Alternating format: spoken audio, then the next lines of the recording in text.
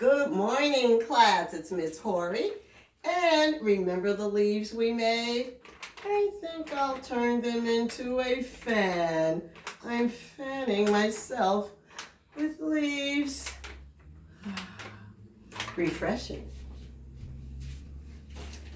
Well, I told you I would be making this video about story structure. Now, we began speaking about this on Friday, and we read the Patricia Polacco book, Thank You, Mr. Falker. And we didn't complete that book. However, I did stop when it was close to the middle, and I asked you what was the beginning of the story. Well, that's what we're talking about today. Story structure. Story structure is when you're able to describe the beginning, middle, and end of a story. That's all part of story structure. So the story has a beginning, it has a middle, and it has an end. So what are you looking for? As we read Thank You, Mr. Falker, I asked you, what did you see? What stuck out to you in the beginning? What was going on with the character and the setting? And you were able to give me information such as Patricia, the little girl, was with her grandfather and they were putting honey on a book. And yes, that did happen in the very beginning. And then some of you added she couldn't wait to go to school, and she went to school and she could draw, and that her classmates loved looking at her drawer, and you were all on target. That was the beginning. So when we're looking at the structure of a story, we're paying very close attention to what's happening in the beginning, the middle, and the end.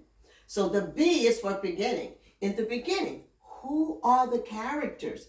What is the setting? And you were able to tell me, some of you told me it happened. You remember scenes outside. You remember scenes in the kitchen with her grandfather and her brother. And that's what I want you to look for. Secondly, middle. What's going on in the middle? What happens to the characters now? And at one point, the middle began when the grandmother and her were outside and feeling the grass. And then we learned that her grandmother passed away, and then she was getting ready to move. So now we were moving to the middle of the story.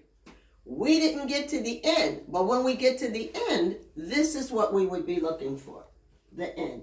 How are the characters different than they were at the beginning because of what happened in the story? So we know how she was in the beginning, but now that we came to the end, what was the difference? What happened?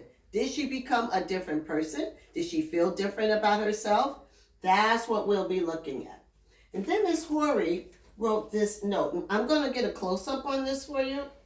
Good readers pay attention to different parts of the story, excuse me guys, to better their comprehension or their understanding.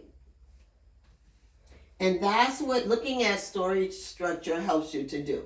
We're still looking at the characters and the setting, and I introduced that to you when we discussed story elements. But now we're looking deeper and we're paying more attention to what's going on, to the character, to how the character's acting, even how characters may be acting towards her, and where is the setting. What happens next in the middle? We're going to find that out. We found out some of that, but we're going to find more about that when we complete the story. But what I wanted to encourage you, not only with us doing the read aloud, but when you are writing, remember, we're writing our small moments. So during our small moments, we talked about character and setting, we talked about details, but now you have to give a clear beginning of your story, what was happening at the beginning of your trip, or with your favorite thing, or with your favorite person, what happened in the middle, and then what happened at the end. And in your story, maybe things didn't become different, and then maybe they did. But this is how we're going to start looking at stories when we read. What's really going on in the beginning? What happened next in the end? And did the characters change? So that's what we're practicing now when we're doing our read alouds and when we're reading our own books, when we're reading our epic books, okay?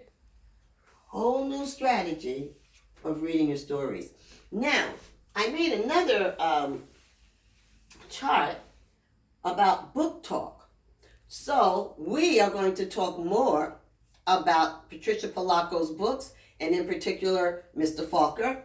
But I'm going to ask you questions, and I'm going to write them down and put it on a Post-it, okay? So with the book talk, we're going to talk about the characters, the setting, what was the problem, what was the solution, and I'll use Post-its for your answers. That way I don't destroy this chart, and we can continue to use this chart because Miss Horrey laminated it. And it'll last longer, and it'll last through a few read-alongs. So I hope you enjoyed your days off, and we go back to school tomorrow, so I'll be looking forward to seeing you. Also, I will be working with Group 3 and Group 2 tomorrow, okay? So, story structure. Describe the beginning, middle, and end of a story. What happened in the beginning and the setting? What happens to the character now in the middle? And how did that character change? I think I'll fan myself off. Have a nice rest of our 3-day weekend. Now let's look carefully at the chart.